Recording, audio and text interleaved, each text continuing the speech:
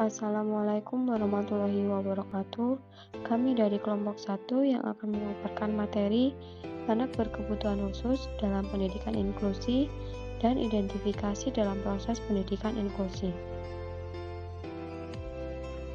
Dengan anggota kelompok Nanda Nurwati dengan NPM 105, Neti Damayanti dengan NPM 209, Septi Yulianti dengan NPM 126, Hamdan Suaibi dengan NPM 107, Catur Arif Ramadan dengan NPM 166.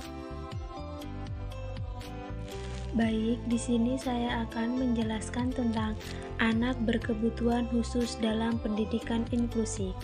Identifikasi merupakan kegiatan awal yang mendahului proses asesmen.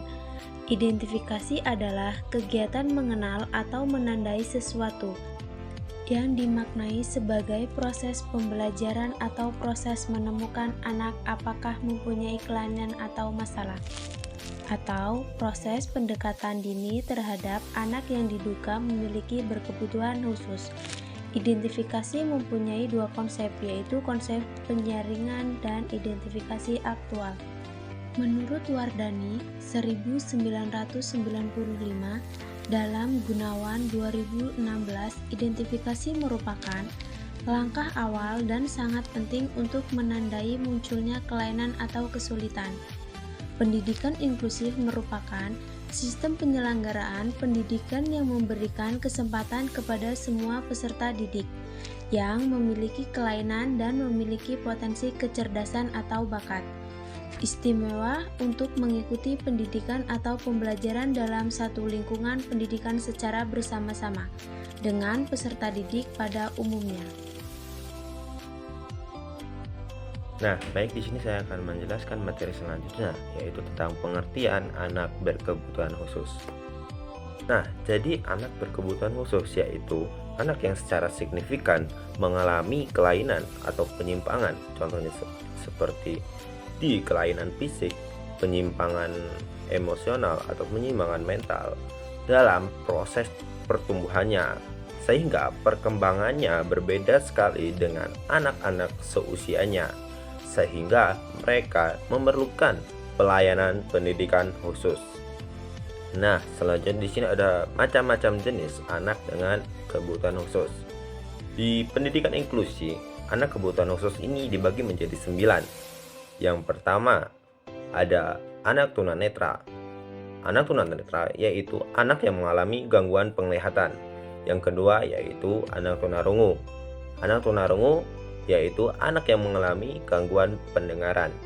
Yang ketiga ada anak tunadaksa, anak yang mengalami kelainan anggota tubuh atau gerakan. Yang keempat, anak yang berbakat. Anak yang berbakat ini memiliki kemampuan dan kecerdasan luar biasa. Yang kelima yaitu ada anak tunagrahita. Yang keenam ada anak yang sangat lamban belajar. Yang ketujuh ada anak yang mengalami kesulitan belajar secara spesifik. Yang ke-8 ada anak yang mengalami gangguan komunikasi. Yang terakhir di sini ada anak tunalaras, anak yang memiliki gangguan emosi dan perilaku. Materi selanjutnya dalam rangka pendidikan inklusi, kegiatan identifikasi anak dengan kebutuhan khusus dilakukan untuk 5 keperluan, yaitu yang pertama ada penjaringan atau screening, yaitu yang dilakukan pada semua anak di kelas dengan alat identifikasi anak berkebutuhan khusus terlampir. Tahap ini identifikasi berfungsi menandai anak-anak mana yang menunjukkan gejala-gejala tertentu, kemudian menyimpulkan anak yang mengalami kelainan. Yang kedua ada pengalihan tangan atau referral, yaitu anak yang dikelompokkan menjadi 2 kelompok. Yang pertama, anak yang tidak perlu dirujuk ke ahli lain dan dapat langsung ditangani. 2, anak yang perlu dirujuk ke ahli lain terlebih dahulu seperti psikolog, dokter, dan lain sebagainya, baru kemudian ditangani oleh guru. Selanjutnya yang ketiga ada klasifikasi, yaitu bertujuan untuk menentukan apakah anak yang telah dirujuk ke tenaga profesional benar-benar memerlukan penanganan lebih lanjut atau langsung diberi pelayanan pendidikan khusus. 4. Perencanaan pembelajaran bertujuan untuk keperluan penyusunan program pembelajaran yang diindividualisasikan. Yang terakhir ada pemantauan kemajuan belajar. Kemajuan perlu dipantau untuk mengetahui apakah program pembelajaran khusus yang diberikan berhasil atau tidak. Selanjutnya, ruang lingkup identifikasi. Secara sederhana ada beberapa aspek informasi yang perlu mendapatkan perhatian dalam pelaksanaan identifikasi. Contoh alat identifikasi sederhana untuk membantu guru dan orang tua dalam rangka kenali anak-anak yang memerlukan layanan pendidikan khusus antara lain sebagai berikut.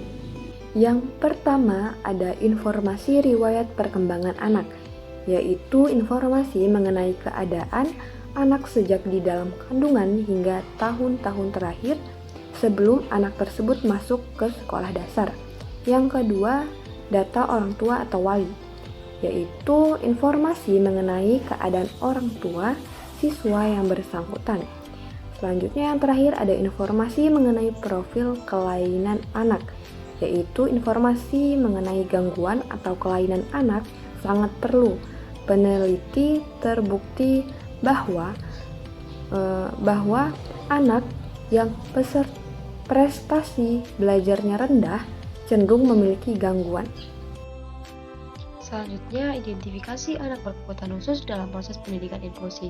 Pendidik bagi anak berkebutuhan khusus harusnya dapat memberikan layanan pendidikan pada setiap anak berkebutuhan khusus. Realitasnya, masih banyak pendidik yang belum memahami tentang anak berkebutuhan khusus. Hal ini terpengaruh dalam memberikan terhadap anak tersebut. Agar pendidik dapat memberikan layanan secara maksimal terhadap anak berkebutuhan khusus, maka berikut langkah-langkah yang perlu diperlukan, antara lain yaitu langkah identifikasi. Langkah identifikasi ini akan mengungkap ciri-ciri atau karakteristik pada anak berkebutuhan khusus, diantaranya kondisi fisik yang mencakup keadaan fisik secara umum, kemampuan intelektual yang mencakup kemampuan anak menerima pelajaran atau akademik di sekolah. Terus ada kemampuan komunikasi yang mencakup kesanggupan anak memahami atau mengekspresikan gagasan. Selanjutnya ada sosial emosional yang mencakup kegiatan atau aktivitas anak yang dilakukan sehari-hari. Selanjutnya teknik identifikasi. Teknik identifikasi ada teknik observasi yang mencakup teknik untuk mengidentifikasi anak berkebutuhan khusus, teknik wawancara yang mencakup untuk memperoleh informasi mengenai anak berkebutuhan khusus dalam upaya melakukan identifikasi.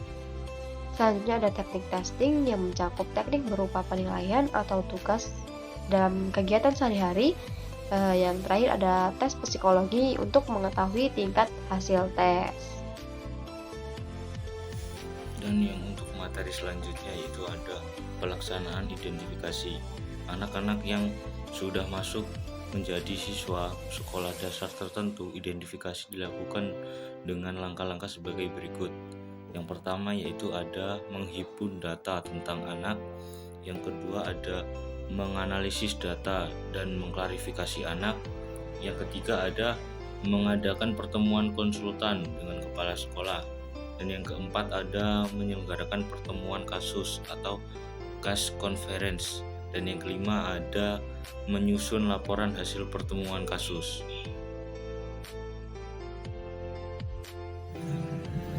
Dan selanjutnya tindak lanjut kegiatan identifikasi. Tindak lanjut kegiatan identifikasi yaitu ada yang pertama perencanaan pembelajaran dan pengorganisasian siswa. Di antaranya itu ada yang pertama menetapkan bidang atau aspek problem belajar yang akan ditangani siswa, dan selanjutnya ada menetapkan pendekatan pembelajaran yang akan dipilih termasuk rencana. Yang ketiga ada menyusun program pembelajaran individual, dan yang selanjutnya ada pelaksanaan pembelajaran dan pemantauan kemajuan belajar dan evaluasi. Baik, itu tadi materi dari kelompok kami. Jika ada salahnya kami mohon maaf. Saya kira wassalamualaikum warahmatullahi wabarakatuh.